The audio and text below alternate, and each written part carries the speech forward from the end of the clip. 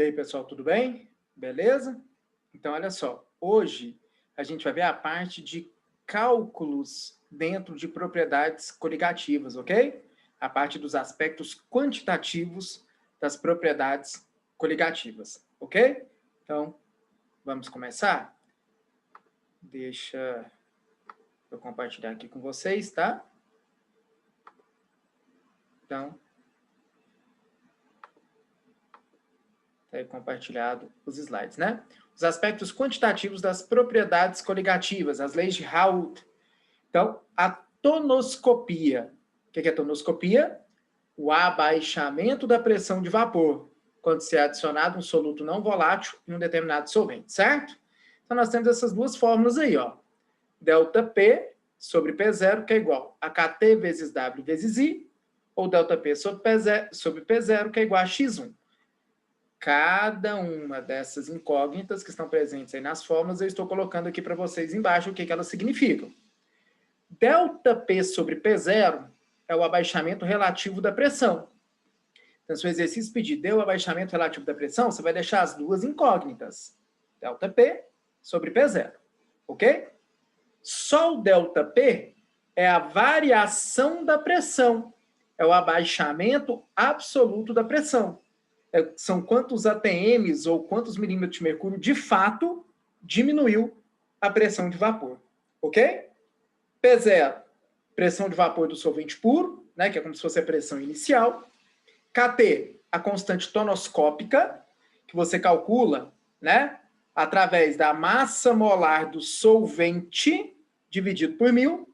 Então, na maioria das vezes, o solvente é a água. Massa molar da água não é 18? Então, quando for a água, vai ser 18 dividido por 1000, ou seja, 0,018. W é a molalidade e o I é o fator de Van't Hoff. Muito importante você lembrar disso, tá? Esse fator de Van't Hoff, ele é utilizado somente para soluções iônicas. Então, se nós temos uma solução iônica, ou seja, uma solução que tem íons, nós utilizamos o I na fórmula. Se não for uma solução iônica, nós não utilizamos o I na fórmula. Ok? Para você calcular o I, 1 mais alfa, que multiplica Q menos 1. Tá? O que é esse Q? Quando você faz a dissociação, então, por exemplo, NaCl dissocia-se em Na mais Cl menos. Certo? Então, forma um Na e forma um Cl menos. Não forma dois íons no final? Então, o Q do NaCl vale 2. Então, o Q é o número de íons que são produzidos na dissociação do composto. Ok? Então, por exemplo, MgCl2, quando dissocia, forma um magnésio e 2 cloros, que era MgCl2, né? Então forma 2 cloros. Então, como formam 3 íons no total, o Q seria quanto? Seria 3. E assim sucessivamente. Certo? Então, todas essas incógnitas aí, é importante você passar isso para o caderno, para o seu resumo, para você poder lembrar melhor, né? Então, olha só um exemplo para ver se você entendeu. Uma solução aquosa foi preparada dissolvendo-se 90 gramas de glicose em 100 gramas de água. Sabendo que a pressão de vapor no local é igual a 700 milímetros de mercúrio, é uma dada temperatura, pede-se. Ele deu os dados, ó, constante tonoscópica e a massa molar da glicose. A, qual é o abaixamento relativo da pressão máxima de vapor? B, o abaixamento absoluto da pressão máxima de vapor? C, a pressão máxima de vapor da solução na mesma temperatura. Então, vamos tentar resolver esse exercício? Então, olha só. Na segunda linha, sabendo que a pressão de vapor da água no local é igual a 700 milímetros de mercúrio. Se a gente colocou glicose, que é um soluto não volátil, vai ocorrer a tonoscopia. Ou seja, vai diminuir a pressão de vapor, certo? Então, letra A, o abaixamento relativo. Pelo que eu te passei no slide passado, o que é o abaixamento relativo? É o ΔP sobre P0. Você vai deixar as duas incógnitas, ok? Para eu calcular o abaixamento relativo, eu preciso da molalidade. Como é que nós calculamos a molalidade? Massa do soluto dividido pela massa molar do soluto vezes a massa do solvente em quilogramas. Massa do soluto, o exercício passou, são 90 gramas de glicose. Massa molar do soluto, o exercício passou, 180 gramas por mol. Massa do solvente em quilogramas, o exercício também passou, né? 100 gramas é a mesma coisa que 0,1 quilogramas. Então, fiz a substituição, ó. Ok? Molalidade, 5 mol por quilo. Por que eu calculei a molalidade? Para jogar na fórmula do abaixamento relativo da pressão. ΔP sobre P0 é igual a quê? KT vezes W vezes I. Certo? Por que eu não estou utilizando o I? Eu falei para você, o I só é utilizado para soluções iônicas. Glicose é molecular, não tem íons. Então, eu não utilizo o I. Ok? Então, eu calculei o W para eu poder fazer o quê? A substituição na fórmula, certo? Então, ΔP sobre P0, que é o abaixamento relativo da pressão, é igual. KT, o exercício passou. 0,018 vezes a molalidade que eu acabei de calcular, 5. ΔP sobre P0, que é o abaixamento relativo da pressão, é igual a 0,09, que é a mesma coisa que 9 vezes 10 a menos 2, que equivale a 9%. Ok? Então, esse é o abaixamento relativo da pressão, que o exercício pediu na letra A. Na letra B, ele pediu o abaixamento absoluto, que é o ΔP. Olha, eu tenho ΔP sobre P0 igual a 0,09. O que é o P0? É a pressão do solvente puro que o exercício me passou. Então, ΔP sobre P0 é igual a 0,09, que é o 9 vezes 10 a menos 2, que eu acabei de descobrir, certo? O P0, o exercício passou lá no texto. A pressão de vapor da água são 700 milímetros de mercúrio. Então, ΔP vai ser igual a 9 vezes 10 a menos 2 vezes P0. ΔP vai ser igual a 9 vezes 10 a menos 2 vezes 700. Ou seja, o ΔP vai ser igual a 63 milímetros de mercúrio. Então, essa foi a variação da pressão de vapor da água quando a ela foi adicionado os 90 gramas de glicose que o exercício nos passou. Ok? E na letra C, o exercício pede qual é a pressão de vapor, né, da solução formada. Se a gente sabe que a variação da pressão foi de 63 milímetros de mercúrio, e como a gente sabe que a pressão inicial eram 700 milímetros de mercúrio, qual vai ser essa pressão final? Qual vai ser a pressão da solução? O que diz a tonoscopia? Quando adiciona-se um soluto não volátil, a pressão diminui. Então, eu tenho que pegar os 700 que eu tinha no início, menos o que variou, ou seja, menos os 63, certo?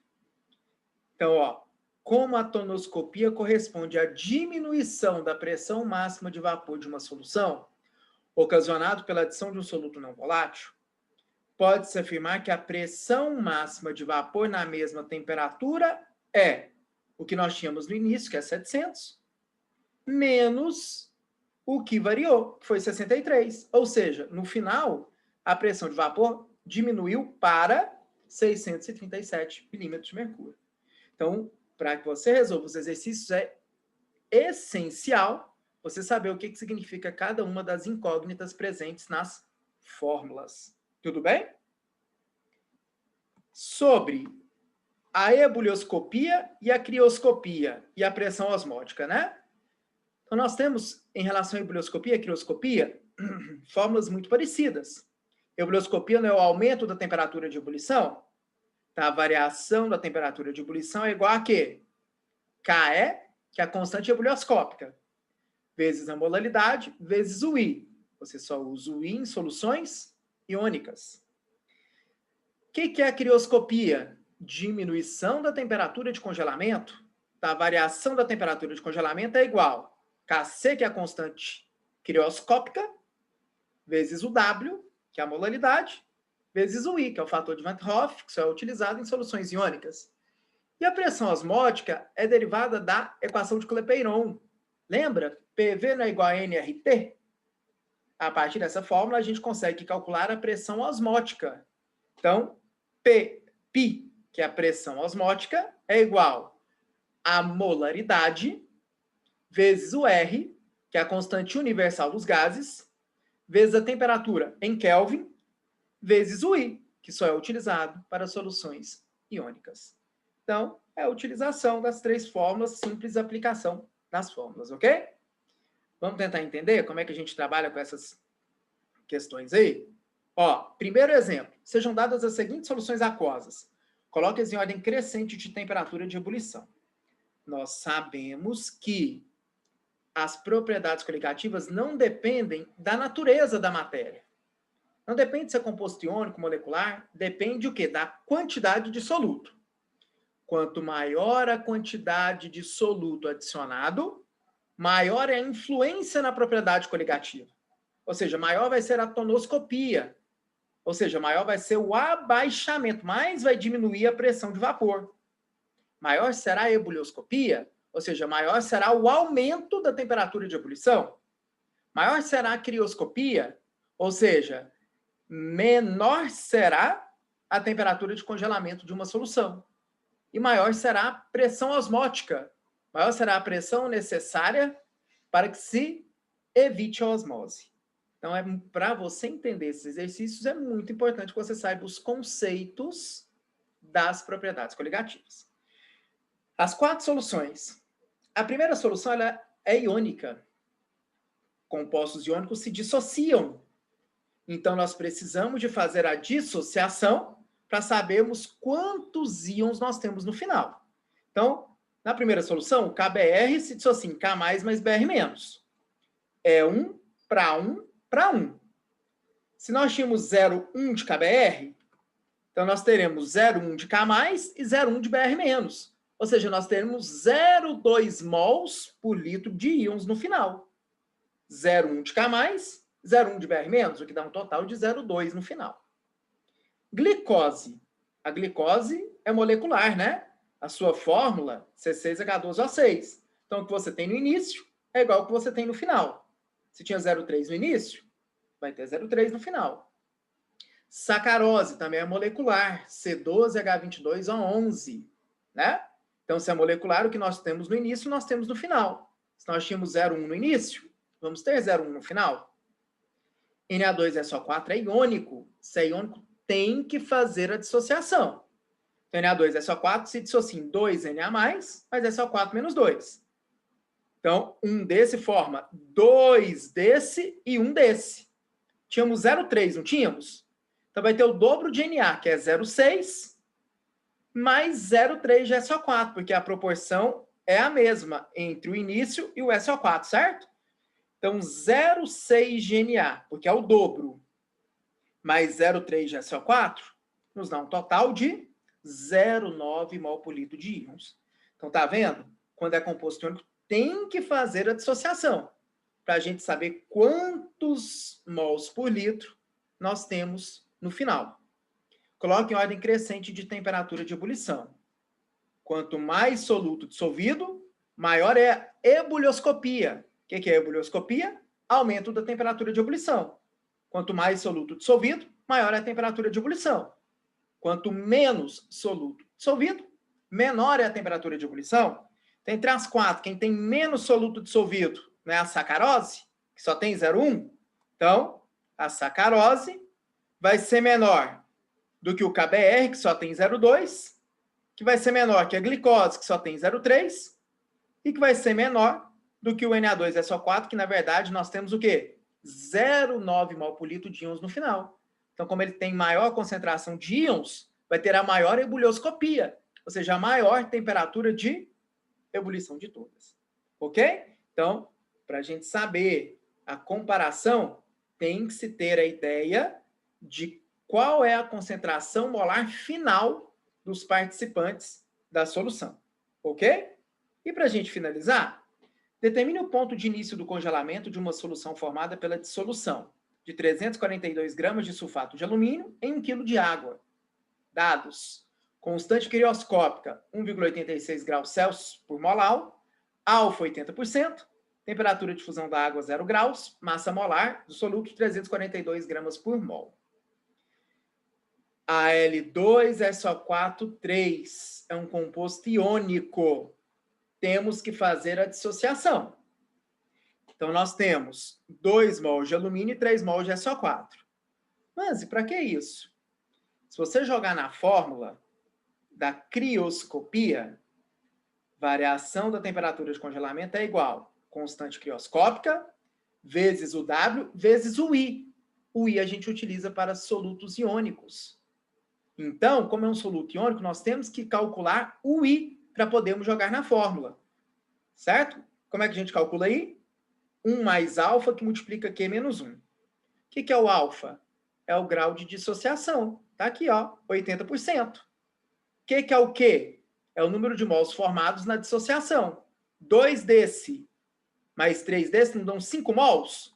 Então, I vai ser igual 1 mais o alfa, que é 80%, ou seja, 0,8, que multiplica Q, que é 5, 2 AL mais 3 é só 4, 5 menos 1.